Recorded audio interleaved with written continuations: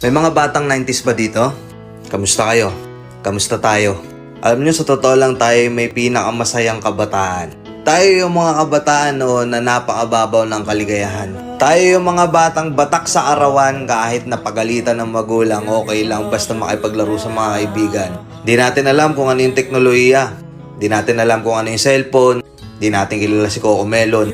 Kontento na tayo sa mga laruan natin at sa kung ano yung meron. Tayo yung mga batang halos makompleto natin lahat ng laruan sa Jollibee at McDo. Bumibili tayo ng tig-pipisong laruan baka sakaling may laruan doon sa loob.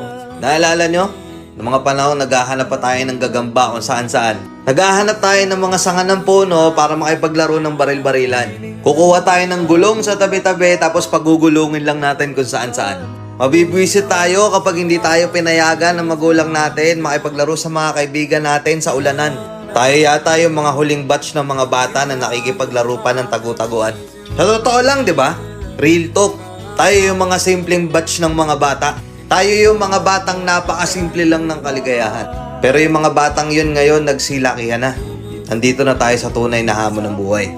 Yung struggle natin, ibang-iba. Pero magtataka ka, yung mga bata ngayon, iba na rin sila. Yung mga bata ngayon, feeling nila mas magaling pa sila sa magulang nila. Yung mga bata ngayon, nagre-rebelde agad kapag hindi na pagbigyan yung mga simpleng gusto nila.